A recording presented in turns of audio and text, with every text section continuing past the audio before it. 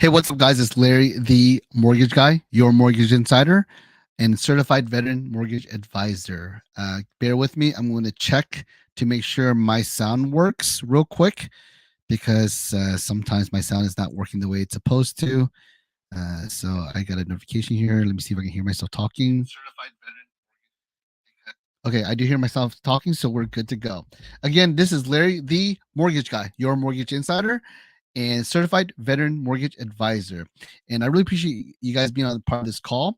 And today we're going to talk about quick tips for veteran home buyers using the VA loan. Okay.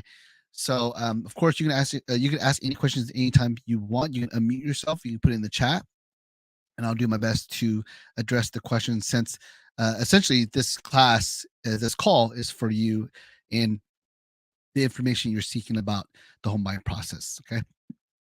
All right. So again, home buyer secrets, most loan officers and real estate agents won't tell you. Okay, there's my information. If you have any questions, always ask me later. Also, wait until the very end of my class after Q&A, and I'll tell you how you can save $500 off your closing costs when you buy a home. In fact, we're actually offering more than just that. So if you wait to the end, I'll let you know what you can do to save money on your current home purchase, whether it's towards your closing costs or interest rates, etc. Okay. All right, so let's just dive right in. Who's eligible for the VA loan? Okay. Now, this chart is very specific, right?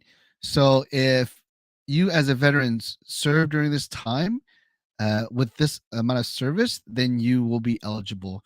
But I'm going to talk more on the general side, right? If you are an active duty member, 90 continuous days or 181 during peacetime, you would be eligible. If you're active reserve or National Guard, you have to have 6 years in selected reserves with 16 points. If you're an unmarried surviving spouse means you were married to a veteran who had died due to service related causes, right? Now it says unmarried. If you remarry before you're the age of 57, then you would no longer be eligible. But if you are above the age of 57 and unmarried, and then you get married, then you would be eligible. Why is it 57? I have no idea. The people I've asked, they don't know. So that's just the number that the VA came up with. So again, if you are unmarried, surviving spouse, and you're over the age of 57, of course you're gonna be eligible. But if you get married after the age of 57, then you still would be eligible. Okay, and of course POW MIA spouses, the veteran must be a POW or MIA for at least 90 days. Okay, certificate of eligibility is how you determine what you're eligible for. Okay, this is the document from the VA that confirms your eligibility for the VA home loan. It's obtainable through e-benefits or directly from the lender. In fact, I actually ask every single veteran applicant if they have the COE. If not, then we can pull it for you. Okay. Uh, the documents needed to obtain a COE is you have to have, if you're an active duty, you have to have a statement of service or current orders. If you're an active duty veteran, DD 214. If you're a National Guard, NGB 22 and NGB 23. And if you're in the reserves, statement of service or a point statement. Okay. And this is what it looks like as an example. We call it the golden ticket, right? Because it provides any and all information required to determine a veteran's eligibility. There's two distinct factors to consider. Okay. And eligibility is what you earned on the VA loan benefit. Okay. And the qualification is what you qualify credit wise and income. So those are two different things. Okay. What you're eligible for is what the VA is saying that you're eligible to borrow up to for 0% down or financed by the VA. What you're qualified for is what us, the lenders, help you decide. So basically, we take your credit information, we look at your income, we look at your liabilities, and we decide what you're eligible for. Okay, hold on 1 second. All right. So it's possible to be eligible and not qualify, but it's also possible to qualify and not be eligible. So speak to your lender about that. Okay. All right. Entitlement misconceptions. Okay. One of them is you can only have one VA loan at a time. Okay. A second misconception is if you foreclose on a VA loan, you can never have another VA loan. And number three, the VA has a max loan amount. Right. So the one about the having more than one VA loan at a time. Okay, you can actually get a second VA loan because you can calculate the remaining entitlement based off of your COE and determine the max loan amount with zero down. Okay. And in fact, the crazy thing, and this is something I don't talk about enough, I probably should, but I was actually able to get a veteran a second home within months of buying their first home using a VA loan. So what I mean by that is they actually bought a house using the VA loan. It wasn't their dream house. They just bought it because of the crazy market and they just didn't want to lose on the house. They bought it and then they found their dream house a couple of months later and they were turned down by the lender saying the lender would not be able to help them with two VA loans. They came to me because of one of these calls. Someone saw this call and they referred them to me. I actually pre-qualified them. We sent their file to the VA and asked them or explained to them the situation, and the VA approved it. So that person has two VA loans on two different houses that are primaries. Okay, so it is possible, and in fact, the impossible is possible, right? And what I mean by that is a lot of lenders were like telling me I was lying, or like I said, the first lender denied them saying that it's fraud. You can't do that, but it's possible. If it makes sense to the lender and you can explain it to the VA, then they can approve it. Okay. So you never know, right? Can the loan amount be higher than the maximum loan amount determined? Okay. So there's actually two parts of this question. You can always buy more than you're eligible for, just that you have to pay a down payment to bridge the remainder. So let's say the county loan limit, and I'm just using very loose round numbers, is 500,000, right? And you want to buy a $600,000 house. So the VA will guarantee up to 500,000 because that's the county loan limit. The extra 100,000 you would actually have to cover with your own down payment. And because the VA guarantees up to 25%, you have to come up with 25% down payment. So if you have $100,000 extra, you have to come up with $25,000 on a $600,000 loan. So it's still better than a typical situation. Now, another way to answer this question, because can there be a loan limit higher than the maximum loan amount? The truth of the matter is, if it's your first use on the VA loan and you qualify, there is no max. So if you qualify for $1 million house and you qualify basically in terms of your income and your liabilities, then you can buy $1 million house at 0% down with the VA. Okay, that's just how it works. Now, if you have your VA already charged, meaning you have a home already with the VA, then no, you can't do that, right? But if it's your first use, or let's say your eligibility is cleared, meaning you've taken care of any VA loans you had in the past, and you're back to full eligibility or full entitlement, then you can still buy with basically no max. Okay, my company can do up to $2 million. Okay, on a VA if you qualify. Okay, so the third misconception is, can I apply for VA loan after a foreclosure? People say that you cannot. There's a 2-year waiting period before a veteran can be eligible again, right? The entitlement from the home that was foreclosed upon will not be restored. Okay. So let's say you bought a $200,000 house and you foreclosed upon it and your eligibility is up to 500,000. Well, you can actually buy another $300,000 house and get zero down. But anything beyond that, you would have to come up with the extra or the difference, because 200,000 has already been charged due to the foreclosure. Okay. Of course, there's extenuating circumstances that can shorten the wait period. Instead of it being 2 years, it can be down to 1 year. But it involves a manual underwrite, which my company does do. Okay. And that's something that a lot of people don't realize or understand. There's a manual underwrite process that can almost find exceptions where normal guidelines would actually deny you. A manual underwrite may actually be able to approve you. Okay. It's basically subject to what the underwriter decides, if it makes sense, and they can document it for the VA. Okay. So the restoration of entitlement is the point is the VA loan can be used more than once. Okay. Full restoration of entitlement requires payoff of existing VA loan and transfer of title, and the veteran must obtain a new COE. So, like I said before, if you foreclosed upon a house, obviously you're not paying that house off, right? So you can't restore that part. But let's say you bought a house with a VA loan and you sold it, right? Well, the hope is you sold it enough to pay off the VA loan, and therefore you restored your entitlement. right? And your COE has to show that it's clear, which is actually really easy. You can probably go online, just click you sold the house and request a new COE, and it'll show that it's fully restored. Okay. So quick tips for veteran buyers using the VA loan. Number one, there's no credit score requirement for the VA. I don't know if you knew this, but the VA themselves do not have any kind of credit requirement whatsoever. Okay. It's an overlay created by the lenders. So most lenders have a number that they're comfortable lending on. So 580 is where we start. But some places might have 600, 620, whatever, right? But the truth of the matter is there's no credit score limit. In fact, in the past, I've actually closed a veteran on a 503 credit score with no money down. Okay. So it's possible. Probably requires some sort of manual underwrite, and it's just best to speak to your local lender about that. Okay. But just so you know, there's no credit requirement for the VA. Okay. There's no max loan limit if you have full time. And I actually talked about this earlier.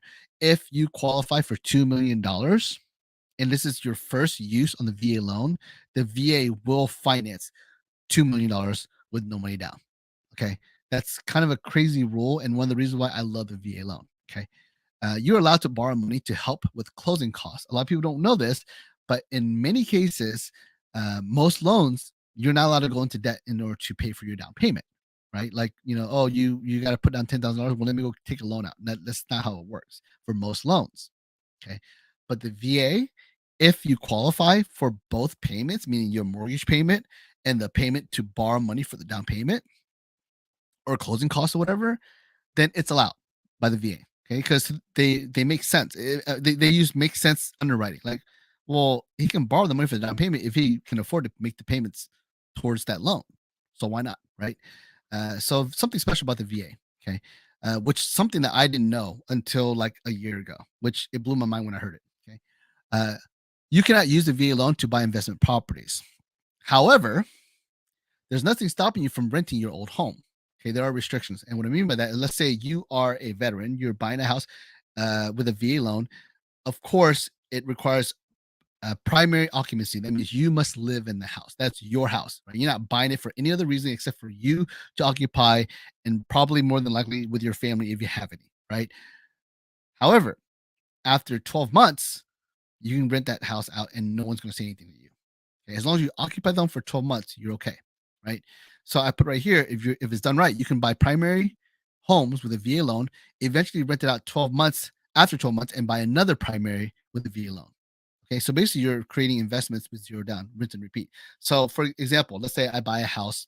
Let's say I buy this house, right? That I'm in right now for zero down. I live in for 12 months and I decide I want to buy another house, right? It has to make sense why I'm buying a second house. Maybe it's a bigger house, a better neighborhood, whatever. It has to make sense.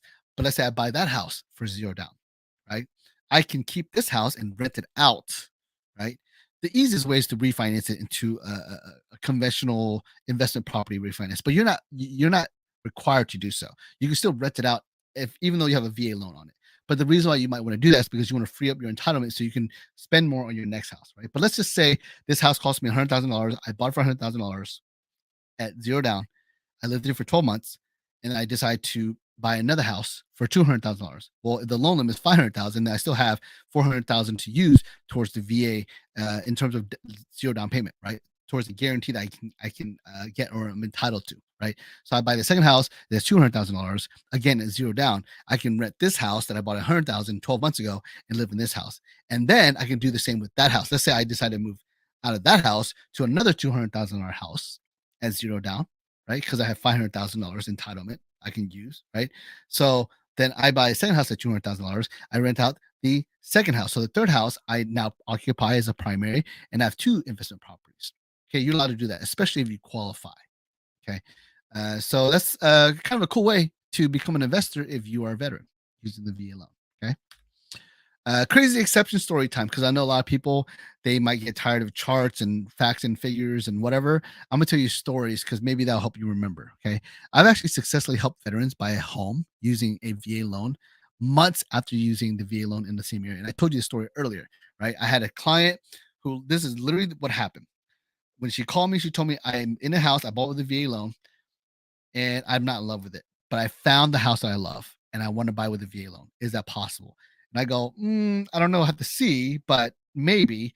And she goes, well, I actually wanted to buy this house that I'm in right now with a conventional, but the lender said it was too late because I already went under contract as a VA loan. From my perspective, the lender was just lazy. They didn't want to do anything about it. But I guess there's some to be said about flipping the loan. But I don't know why someone would be against flipping it to conventional. But anyways, I don't know the lender. I don't know what's going on. But the borrower did try to flip it to a conventional, and the lender said they're not allowed to do that. So when they found the dream house, they're like, "Hey, I want to buy this house with a VA loan," and the lender said, "No, absolutely not. You cannot do that. It's fraud."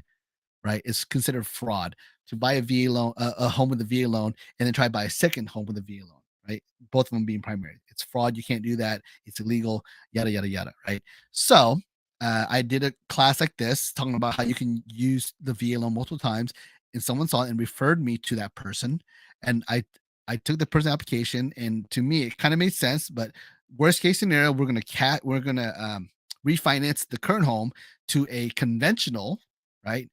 Maybe even a conventional investment so they can free up their entitlement to buy the second home as a VA loan, right? Well, we didn't have to do that because we explained to the VA the situation. They bought a house because they were afraid of being homeless, not the dream house. They bought it, and then they saw the dream house and they want to buy that house, even though it's within 15 minutes away, and the VA approved it. I have proof I can show you. Okay. And again, when I talked about this, lenders were telling me that I was lying. There's no way. It's BS. Nope, we made it happen. So again, crazy exception story time. I've successfully helped a client buy a home using a VA loan months after using the VA loan in the same area. Okay. Um, Second story is I constantly save veterans $400 to $8,500 on closing costs, even if they do not do the loan with me through my coaching and my guidance. And I'll explain to you how I did that, right? So there are veterans who are purchasing a home using some of these, veteran friendly lenders who charge a percentage in terms of origination. So they're going to charge 1%, right? Well, if you think about it, $1 million house, that's $10,000. Okay. So they're being charged $10,000 to do this loan with this lender because they're charging a 1% fee, right? Well, I charge under $1,400, like $13.95 or something like that for the same service, for the same fee, right? For $13.95, whatever.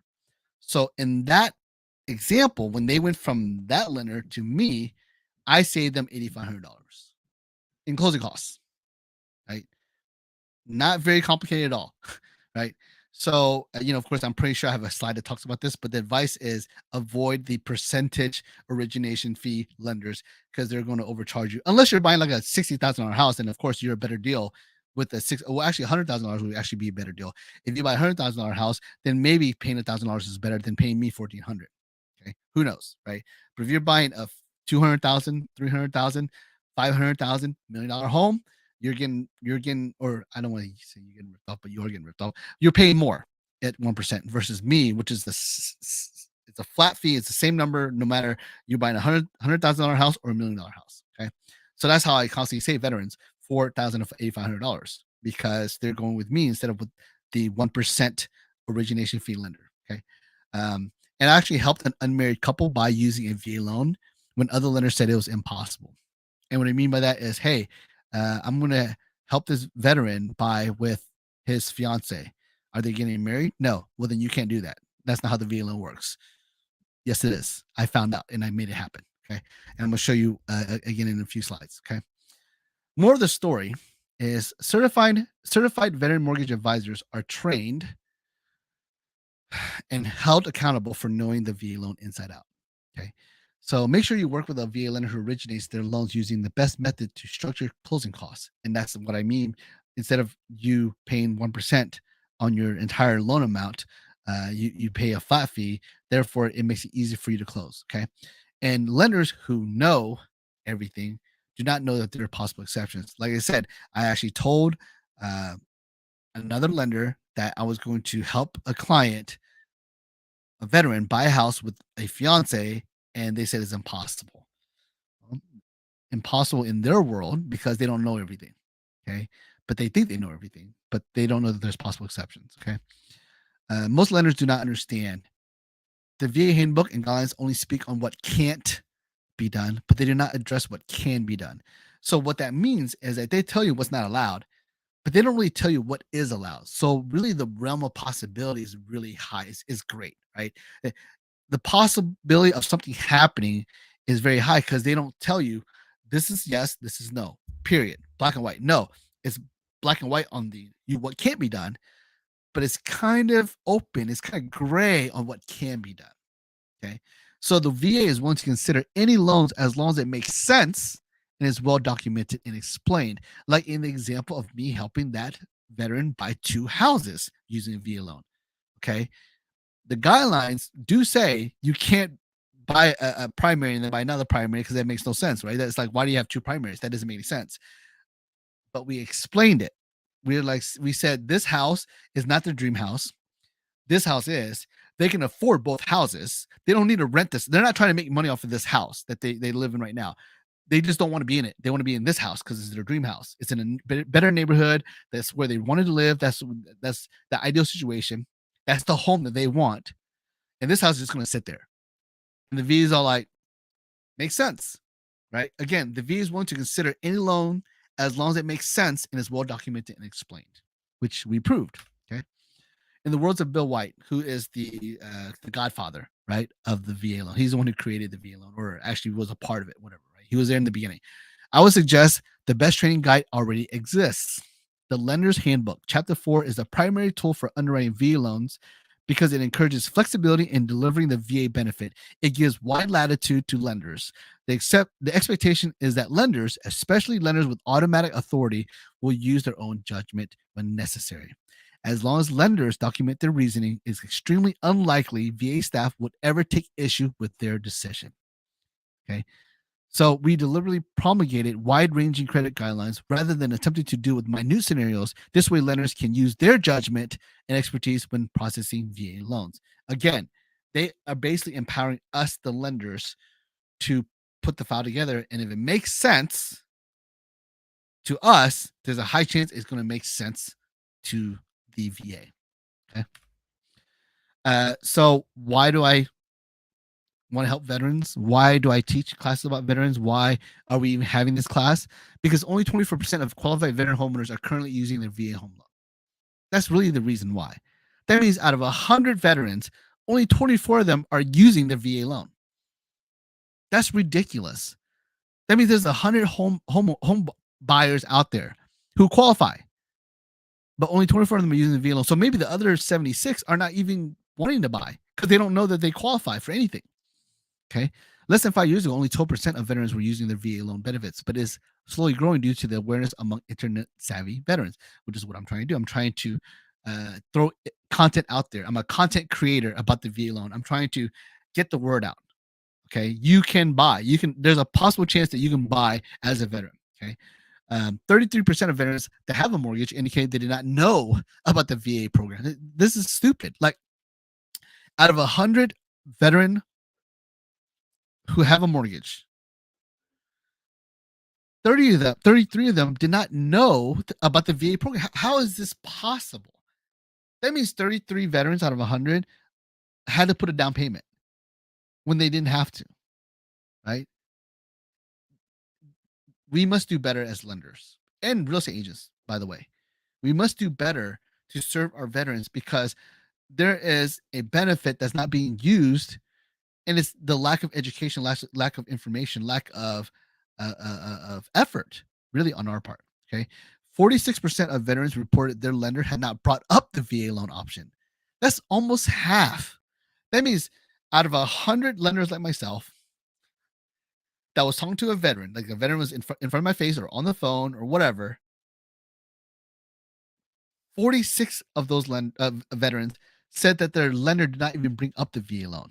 Why? Is it because of they don't know about it, or they're afraid to talk about the VA loan, or they're just lazy? I mean, why would you do that? Right? 0% down. They earn this benefit. It is your duty to tell them about it. Right? And I would love to tell I would love to tell the person in front of me, hey, guess what? You can actually buy a house with no money down. You become their best friend for life. Right? So it makes no sense to me. It's a fear thing. Like, lenders are afraid to talk about the VA loan. Maybe they think even though it's unfounded, that's an inferior loan, or maybe they're afraid of it. They don't understand it. They don't want to originate or structure or attempt to do a VA loan because they don't know about it, right? It's bad, right? All right. So I talked about how I helped an unmarried couple buy a house, right? That means a veteran and a fiance. Okay. Using the joint loan. I did not know about this loan until I became certified. And I'm very embarrassed that I've actually turned people down because I didn't know about this joint loan, right? When a veteran came to me, several veterans came to me and said, "Yeah, I want to buy a VA loan and I want to add I want to add my fiance, I want to add my girlfriend." I'd be like, "Sir, ma'am, whatever. Sorry, with a VA loan, you have to be married in order to use it, in order to add the person." And they didn't go forward with the loan. I was wrong. Using a joint loan, you actually buy with an unmarried spouse. It doesn't even have to be a spouse. It could be a father. It could be a relative. It could be whoever, right? But the point is, you actually can buy using the VA loan when not both people are going to be veterans or not married, right? It requires prior authorization from the regional loan center, which is based in the VA, right? But there's a down payment required. That's the one thing, right? Because the VA wants to guarantee their houses at 25%, up to 25%, right? So $100,000 house, they want 25,000 guaranteed. And the whole point of the VA, they don't lend money. We do, the lenders, but they're saying that if the veteran were to default on the loan, they will vouch for the veteran and pay $25,000 to the lender. So there's an IOU situation if the lender were if the veteran were to default. If they don't default, then there's no need for money exchange because the loan got paid off, right? But if there's a default, then 25% is guaranteed. So in a joint loan, it's like a partnership. You have the veteran and then you have the non-veteran buying the house that's not married, right? That person is required to cover the rest of the guarantee. So you split it. 25 divided by 2 is 12 and a half. So the non-veteran, non-married, non-veteran has to come up with 12.5% or their part or their half of the down payment, their part of the guarantee. Because again, the VA wants every house to be up to 25% guaranteed. Okay. Um, does the math make sense? Well, it really depends, right? It depends on the house, depends on the income and such. Why would you do that? Well, maybe because there's benefits on using a VA loan that are not beneficial if you go FHA or conventional, right? It's worth taking a look, right? Now, the thing that a lot of people have to remember is you can't set it up where the non-veteran is the majority of the income or the strength of the income. So it says in the guidelines, the income strength of the non-veteran cannot compensate for the weakness or the income weakness of the veteran. So you can't have like a veteran that's making no income do a joint loan with a co-borrower with all the income. That's not how it works. Okay. You could do the opposite. It could be a veteran making all the money and then a co-borrower that makes maybe $1 a month. That's okay because the veteran is carrying the majority of the income and basically the majority of the responsibility, right? So it can be veteran has the income strength and the non-veteran doesn't, but it can't be the opposite. It can't be the non-veteran having the income strength and the veteran have no income strength, right? So that's something you have to remember. Okay. All right. So this is actually tips for all home buyers. Okay, but it applies, of course, to veterans. Make lenders compete for your business for the best rates. And I'll show you the next slides, but I actually delete those slides. But if you do want access to that class, it's a whole other class that I can teach. I'll give you the link to my YouTube video or my class that I have streamed someplace else. Okay. But basically, you should make lenders compete for your business for the best rates. Okay. APR is actually more important than rate. Double check both. That's why I actually laugh when someone says, "What's the best rate?" I'm like, you don't even know what you're talking about. Okay. Rate is nothing. Rate is just a small piece of what you really need to know. You need to know about the APR, right? If you're a savvy, intelligent, well-researched home buyer, you should be asking what's the APR, not the interest rate. Okay. Because interest rate could be whatever they want it to be as long as you're the one to buy it down. Right. And they could be like, yeah, the rates are in let's say the rates are in the sevens. They go, yeah, the rates are in the fives, but they're not telling you that it's going to cost you some money to buy it down to a five. Right. That's where APR answers both questions. APR tells you the rate at five, and you're also going to be paying this to get the five. Okay, so that's why APR is actually more important than rate when it comes to finding out who's the best lender in terms of price or whatever. Right, so you should double check both. The only way to get a real quote, so you understand, again, I think it's silly when someone asks me what's the interest rate if they're not ready to lock, if they don't have a contract. The only way to get a real quote is to get a locked loan estimate. Okay. So what I mean by that is if you don't even have a house yet, you're still shopping lenders. You ask me what's the interest rate. Whatever I tell you is going to be different the next day. It's going to be different that by the time you actually get under contract. It's going to be different by the time you close if you don't lock right away. Okay. So the only way to get a real quote is to get a locked loan estimate. Locked. Okay. So if you're trying to compare, right, and you have a lender here give you a loan estimate, but it's not locked, you say, hey, lender number two, I got this loan estimate. I'm gonna be like, well, that's not a locked loan estimate because that number means nothing to me. And in reality, it's just the advertisement. They say it's not worth the paper that it's printed on, right? That's the truth because it's not locked. It can be whatever. Because let's say they tell you the rates are the rates are in the sevens right now, they tell you it's a five, and then you try to lock it and the rate ended up being a six. You're like, wait a minute, you told me it was a five. It's like, well, yeah, that was yesterday's rates. And the market has shifted and changed. So now it's a six. That can happen.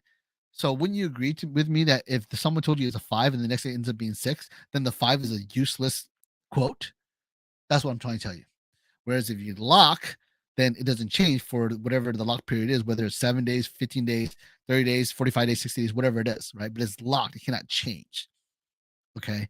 So that's why it's important to get a locked loan estimate because it can't change at all. So I'll give you a reason why you want to do this.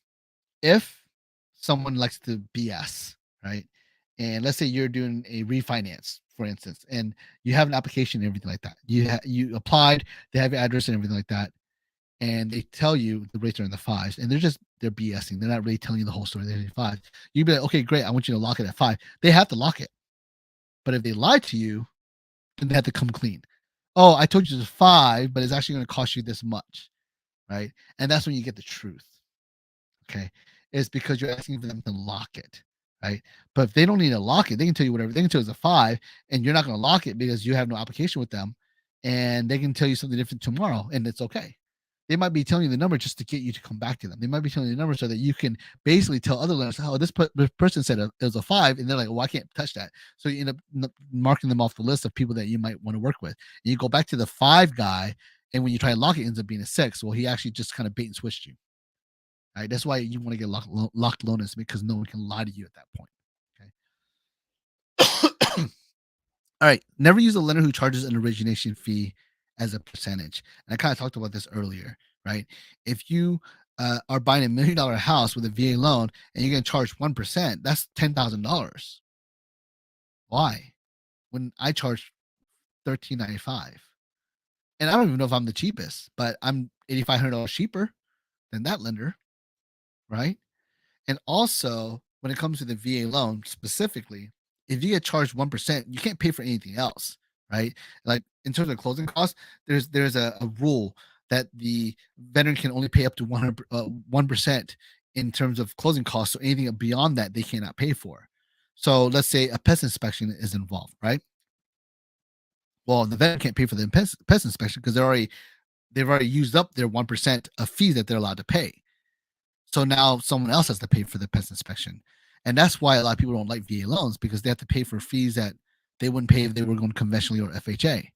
Well, the way I set it up, you have $1,400 for origination fee. You still have $8,500 to do whatever you want. You can pay the pest inspection fee because adding the pest inspection fee on top, which is $150, by the way, on top of the $1,400, does not reach 1% of the loan. Right? Like again, the max is you can get charged 1% on a VA loan. So unless that pest inspection costs $8,600, you can pay for the pest inspection. Okay, and that's why it's better to structure a loan with a non percentage origination fee lender because there's flexibility there. Okay. All right. When making offers, make the price higher by the maximum seller concession allowance, then ask for that amount from the seller. Now, this is more in a competitive market, which might not be the case today. Today, you actually might be able to negotiate. You might be able to get listing price and ask for concessions as a negotiation, right? Or as a counter, whatever you want to call it, right? But in a hot market, you actually figure out what's the maximum seller concessions allowance and ask for that amount on top of the seller, right? and then add that on top of the price. So let's say you're buying $100,000 house, the max concessions for FHA is 6,000 because of 6%. So instead of offering 100,000, you're offering 106,000. The seller ends up netting the same amount, right? Whether they sold it for $100,000 with no negotiation or $106,000 with 6,000 in concessions, right? They still net the same amount. So that's a really cool way to get some of your closing costs financed or paid for by someone else, right? So that's what that advice is about. Now you can lower your interest rates with using seller concessions, which a lot of people don't know. It's called like a rate buy down or whatever you want to call it. But sellers can actually help pay to buy down your rate and make it easier for you to qualify and just lower your payments. Okay, something that a lot of people don't realize. Right? Again, this is what origination fees are. This is literally a screenshot of my loan estimate. $13.95. I charge $8.95 for processing and $500 for underwriting. I am bold enough to say if they're charging more than this, especially if they're charging a percentage, they're ripping you off. Okay. Why do I say that? Because my team, my processing team, my underwriting team, they're bar none like the best in the business. Okay, we close loans fast, early, all the time. CTCs and clear closes within 7 days or less. Well, maybe not less. 5 days before, right? But average is going to be less time than most lenders, right? Because we're just good at what we do, okay? And we're charging $13.95, which is less than most places, right? So yeah, I think you're getting ripped off if you're paying more than this, unless you find someone that's better than my team. Maybe there's someone out there, but I don't know. I'm willing to put my team against the best. Okay. All right. So why work with a certified veteran mortgage advisor? Now, this part right here is not really tips. There's a little bit of tips that can help you, but if you're done with the tips, you can always log off now. The rest of this is going to be more about the certification and why it matters. Okay. Number one, I invested time, money, and energy to become certified. I am very proud and take it very seriously. It's my designation on my name and my official title. So basically, I changed my identity. Like my name is now Larry Lee, comma VMA. Right. That's how serious I take it. Okay. I teach VA loan classes on a weekly basis because I'm that passionate about helping veterans and our real estate community become more aware of how important it is for us to help, for us to be educated and utilize the VA loan. In fact, I'm not blocking this stream or this video from anybody. Lenders are watching this. So I'm teaching lenders, other lenders, about the VA loan. Okay. I know that if it helps a single veteran, anyone watching this, then I did my job. That's the way I look at it. That's how passionate I am about helping veterans. I'm willing to help the competition as long as they're helping veterans. Okay. Out of all VA appraisals that did not meet value, only 1% were submitted for an ROV or reconsideration of value, which resulted in at least a 50% success rate.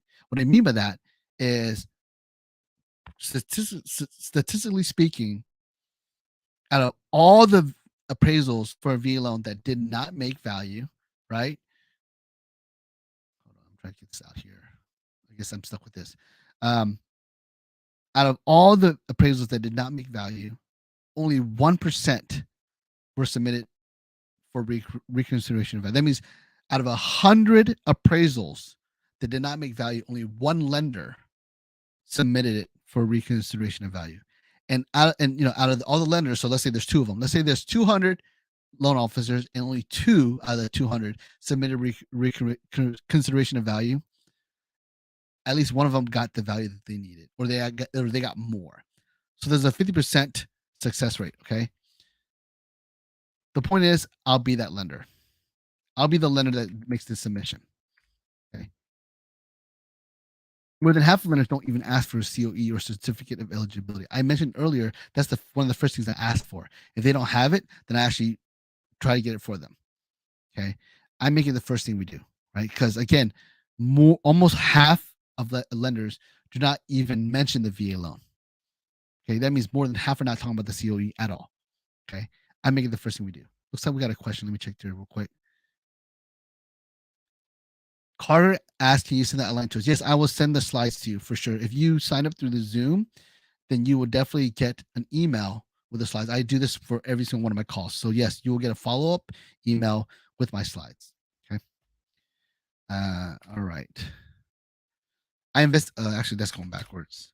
almost half of veterans don't even mention the VA to veterans. Like I said, I ask all applicants if they're veterans so that I can mention the VA loan. I'm actually hoping that they're a veteran. Well, okay, I'm hoping only because I want to tell them about the VA loan. I'm not saying that they need to be VA for me to help. I help everybody. In fact, I actually help exclusively first-time home buyers. I'm just starting to build uh, an audience and a following for veterans. Okay, but I do ask, hoping that they do say yes if I think they are, so I can talk about the VA loan.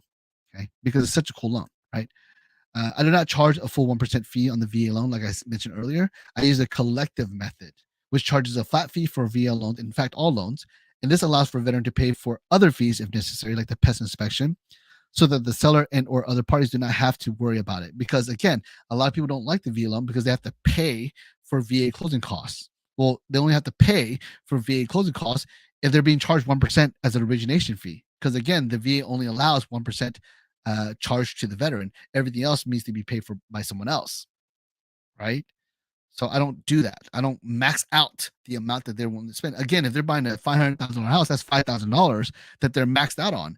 I'm charging $1,395. They still have a good $2,500 to spend on whatever it is they need to pay for, including the pest inspection, which again only costs $150. I think it's crazy that people make it such a big deal about the pest inspection. It's only $150, right? On the big scheme of things, that's nothing. Okay. I insist on writing a letter accompanying the VA loan offer to explain my credentials, how well qualified the veteran is based on their pre approval, and also insist on calling the listing agent to introduce myself and show why they should accept our VA loan offer. I actually do this for all loans if necessary. Okay. I also will literally fight for the veteran to get into the home they want to be in. Okay. And because of that, I believe I'm more involved.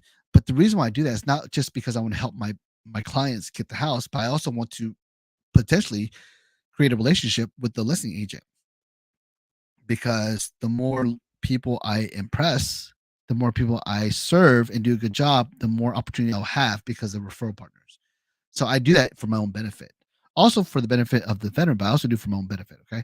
I know how to structure offers with real estate agents that can help lower closing costs, lower interest rates, and even result on veterans or home buyers bringing absolutely nothing to the closing table. Okay. Again, it's just a little creative thinking, a little bit extra effort, a little bit of out of the box thinking that I provide, that me being a certified veteran mortgage advisor have helped me discover. Okay. If possible, I will have my team do a fully underwritten TBD or to be determined pre approval where we underwrite the application to the fullest extent without having a property. What I mean by that is if someone applies and they have maybe self-employed income or they're a little shaky, they're not sure they qualify, we will do a fully underwritten file as if you had a property. That way, we have the underwriter touch the file, take a look at it, and confirm this is a loan I can approve. That way, you can actually go out and shop with confidence, right?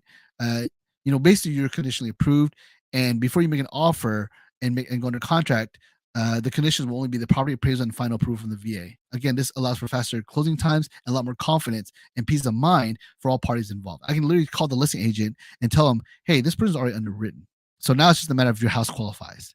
But the buyer is already underwritten, so there's nothing to worry about on our end. We're basically done on our side. We're just waiting for the appraisal now, right?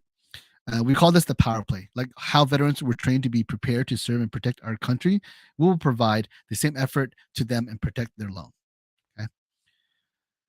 So this is a big one. Okay. The Certified Veteran Mortgage Advisor community managed by the Veteran Lending Council is a national network and brain trust of like-minded individuals with one mission: to serve the veteran community at the highest level. Okay. My VMA community will not allow me to mess up a VA loan, let alone do a service to any veteran. Accountability is guaranteed. Basically, they're watching me, making sure I don't do a bad job, right? And I can't. If I do a bad job, they'll know about it and I'll be done, right? So there's accountability, there's a standard, there's eyes watching me and making sure that I do my job to serve veterans, because they hate nothing more than loan officers that do a bad job. So that makes me accountable. That makes me make sure I dot my I's and cross my T's. Okay. Also, I offer an opportunity for all clients to save $500 towards their closing costs. Like I mentioned earlier, the requirement is to take a simple home buying quiz, and they'll help you pass it if you need it. And I will help you pass it if you need it. In fact, I've actually had clients who are taking the quiz with me on the phone. Okay. If you're interested in learning more, please let me know. Right. And last but not least, I care. That's why you should work with a certified veteran mortgage advisor like myself, because we took the extra effort to just do a better job. Okay. So, any questions? Let's see here. Like I said, Carter asked if we're going to send the slides with the outline to them. The answer is yes. All right, great. So if you have any questions, you can always reach out. My name is Larry Lee, 832-606-2193, Larry Lee at openmortgage.com. You can book me at homeloandate.com. You want to check me out, you want to do some research on me, you can always go to linktree/Larry Lee. That's linktr.ee/Larry Lee. And that will give you like all 100 of my reviews. And you'll find that I have a perfect 5-star rating. Okay. Or you can just Google me, Larry the Mortgage Guy. More than likely, you'll find me. I try to do that intentionally, right? So Google Larry the Mortgage Guy or Larry Lee Dallas or Larry the Mortgage Guy, Larry Lender, right, in Dallas, and you'll probably find me. Okay. Again, I talked about waiting to the very end. All you have to do is just take a quiz and pass the quiz, and then you'll get a certificate, and you'll be able to use that towards your closing costs. But just reach out to me if you have any questions about that. Right. I really appreciate you guys watching. And if you have a question, let me know. Okay. And I do want to say before I end this call that my goal is to help the home buyer community be as educated as possible, because I think there's a lack of education, and because of that, I think people are making bad decisions, and that's just bad. Right? It's not. As a loan officer, I get upset when I hear people making mistakes because of lack of education or lack of service from their lenders. So my goal is to help people understand the home buying process more. Even if you never engage with me, if you just watch my videos, subscribe to my content or whatever, you can ask me a question anonymously. I'll still do my best to help you, because I just think that in general, loan officers, for the most part, are doing a bad job of helping home buyers, and I want to change that. Right? So again, I really appreciate you watching. This Larry, the Mortgage Guy, your mortgage insider and certified veteran mortgage advisor. Thanks, guys. Really appreciate it. See you later.